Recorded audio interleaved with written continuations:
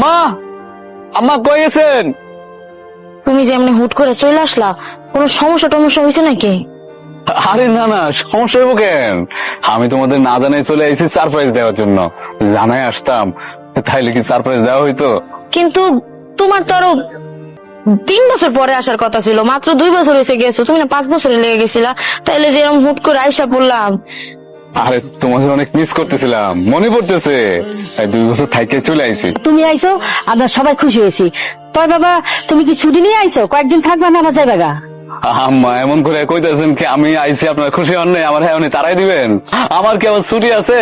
আমার যখন ইচ্ছা তখন যাবো। বাংলাদেশে আইছি, এবার অনেক দিন থাকবো। তাছাড়া ভাবছিলেন যে আপনাকে তো নাতিপুতি দরকার, তাই না? ও দুলা ভাই, আরে এদিকে আইন। তো এই দিক কই যাইতেছিলেন আপনি? আরে কই আর যাবো, বহু বছর পর শ্বশুর বাড়ি আইলাম, ভাবলাম একটু ঘুরে টুরে দেখি গ্রামটাকে আগের মতো আছে কিনা। তোমার কি অবস্থা? দুলা ভাই, আমি কিন্তু একদম মাইন্ড করলাম, বুঝছেন? আপনার এরকম একটা শালা থাকতে আপনি গ্রাম একা একা ঘুরতেছেন, আমি কি মরে গেছি নাকি? আমার একটা ফোন দিবেন না আপনি? আর কি বলো তুমি, আমি তো বাসা থেকে বাইরে হইলাম, ভাবলাম রাস্তায় তোমার সাথে দেখা হয়ে যাবো, তারপর তোমার নিয়ে করুন। হবে এলাকা তো সব ঘুরে ঘুরে আপনার দেখাবো। শুনেন দুলা ভাই, আমাদের এলাকায় বুঝছেন আনাচে কানাচে সব জায়গায় আপনার দেখাবো। আর আমাদের এলাকার ভিউ দেখলে আপনি পুরোই পাগল হয়ে যাবেন। রাস্তায় তো কোনো ভিউ নাই, রাস্তাটা অবশ্যই একটু ভাঙ্গা, তারপরে সামনে ঠিক করবে, পাশ হয়ে গেছে বাজেট। আরে দুলা ভাই, আপনি এখানে এসে বসেন তো। আরে শোনেন, বসেন। ওই দেশে গিয়ে আপনি আসবেন, এখানে থাকবেন, বন্ধু বান্ধব আসবে, আসলে পরে পরিচয় করে দেবো আমার দুলা ভাই কত বড় লোক, বোঝেন নাই? আর শোনেন, অবসর মতো বাসায় বসে থাকেন, এটা গেম শিয়ে দেয়, গেমটা আমি কাজে লাগবে আপনার। এই দেখেন, দেখছেন দুলা ভাই, এরকম দিলে কি ব্যাপার স্যার? এই, তোর মানি ব্যাগে টাকা কই? তোমার ভাই মমিন আছে না, মমিনে খরচ করছে। মুমিনে খরচ করছে মানে? মুমিনে কেমনি এতগুলো টাকা খরচ করছে? তুমি সকালবেলা কতগুলো টাকা বান্ডিল থেকে বাই করে মানি ব্যাগে নিয়ে গেলা, মানি ব্যাগে আটটা ছিল না, এই টাকাগুলো তুমি মুমিনের পিছে খরচ করছো। মুমিন কি করছে এতগুলো টাকা দিয়া? আর আমার বলতে দাও, মমিন দোকানে বসে ছিল, ওই নাকি বন্ধুদের সাথে বাজি ধরছে, বাজি ধরে ওকে টাকা দিতে পারে নাই, ওকে খাওয়াইতে পারে নাই। খাওয়ানোর কথা ছিল, টাকা দেওয়ার কথা ছিল। হ্যাঁ, কত হলে তো আমার শালা মানুষ, ওই সবার কাছে বলদ রে, আমি কি করবো এই বলদটা রে নিয়া? আরে আমার ভাই চ্যাংরা একটা পোলাও, যা বুঝেছো তুমি তাই বুঝছো, কিসের বাজি কিসের কি?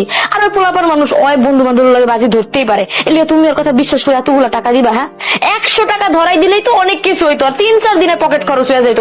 তুমি এতগুলো হাজার হাজার টাকা শেষ করে দিলা। কেন? ওর বন্ধু সবাই আইছে, সবাই দোকানে খাইছে, তারপর যে টাকা পাওনা ছিল সেই টাকা দিয়ে দিছি। ভালো করছে না?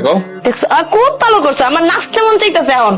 সে বেশি বলো, দায়িত্ব বেশি চালাক। দৌড়তাছি, দাঁড়াও। হ্যালো কিরে মাসুম, কি অবস্থা? শুনলাম তুই নাকি দেশে আসছস। ভাইয়া, আমি তো দেশে আসছি। তা দেশে আসার পরে বাড়িতে না এসে শ্বশুর বাড়ি গিয়ে কেন উঠলি? ব্যাপার কি বলতো?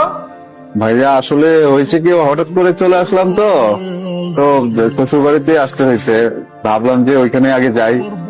বুঝলাম, কিন্তু বাড়ি এসে তোর আগে উচিত ছিল না বাবা মায়ের কবরটা জিয়ারত করা? না, ভাবছিলাম যে এখানে তো আবার শ্বশুর শাশুড়ি আছে, শালা সম্বন্ধী আছে, তাছাড়া আমার বউ তো এখানেই থাকে, সে কারণে ভাবলাম যে আগে ওদের সাথে দেখা করি, তারপর না হয় বাড়িতে গেলাম। তুই আসলে কাজটা ভুল করলি। বাবা মায়ের কবর থেকে তোর শ্বশুর বাড়ি যাওয়াটা বেশি গুরুত্বপূর্ণ ছিল না। তুই এখানে বসে আছিস, আর আমি কত জায়গায় তোরা খুঁজছি। আরে মা, আর কো না, ওই যে তোমার দামার একটা শাড়ি কিনে দিব, আমার মাকে দেখতে ইচ্ছা করে না। এই অনলাইনে শাড়ি বেচে না, আমি কইলাম কি যে আমার অনলাইন থেকে একটা শাড়ি এনে দাও, ওইটাই আর কি যে অর্ডার দিতেছিলাম। আর দূরে রাখ তোর শাড়ির অর্ডার। আমি কই কি, এই জামাই যে বিদেশ থেকে আইছে, হ্যাঁ, ওইখানে বিদেশে তো জামাইয়ের কোনো সমস্যা হয় নাই তো? তুই কি জামাইকে জিজ্ঞাসস? তুই জামাইয়ের কাছে যাবি, সামনে যায় সুন্দর কইরা আদর কইরা বুঝায় জিগাবি যে তুমি যে বিদেশ থেকে আইলা, তোমার দোকান কি হয়েছে, নাকি কোনো সমস্যা হয়েছে, নাকি বিদেশ থেকে তোমার কেউ তাড়া দিছে, তুমি আইসা পড়ছো। তুই এটা জিগা, তা কি কয়? মা যদি স্বীকার না করে তাহলে? আরে করবো করবো, স্বীকার করবো। তুই ভালো করে জিগালেই কইব না জামাই। আমি তো এটাই চিন্তা করতেছি, জামাই যদি বিদেশে ব্যবসা লস খাইয়া যদি আসে, তাহলে কেমনে কি করবি, কোন সংসার কেমনে চলবো? আচ্ছা ঠিক আছে, আমি যাইতেছি। তোমার আরেক টেনশনে হালাই দিলা। আমি যেটা জিগামো সত্যি সত্যি উত্তর দিবা। কও সত্যি কথা কবা। কি কইতেছো? আমি কি কখনো তোমার মিথ্যা কইছি? সবসময় তো সত্যি কথাই কইছি। ঠিক আছে, তুমি আমার একটা সত্যি কথা কত। এই যে তুমি আসছো বিদেশ থেকে হুট করে আয়া পড়ছো, ঠিক আছে আমার তোমার দেখতে মন চাইতেছে, মিস করছো, সবাই দেখতে মন চাইতেছে, আইসা পড়ছো, কিন্তু এটার পেছনে অন্য কোনো কারণ নেই তো? মানে তুমি ব্যবসা বাণিজ্যের লস টস খাও নাই তো? কি কইতেছো? কেন লস খামো? আমি ব্যবসার সবকিছু সুন্দর করে গোছাই রাখা আমার ডালিম ভাই আছে না, আরে বুঝাই দিয়ে আইছি। সত্যি সত্যি কোনো সমস্যা হবো না তো? কোনো সমস্যা নাই, আমি আছি তো নাকি? আমার তোমার নিয়ে অনেক ভয় লাগে তোমার নিয়ে। আরে কোনো ভয় নাই শোনা, তোমার এগুলো নিয়ে কোনো টেনশন করার দরকার নেই, ঠিক আছে?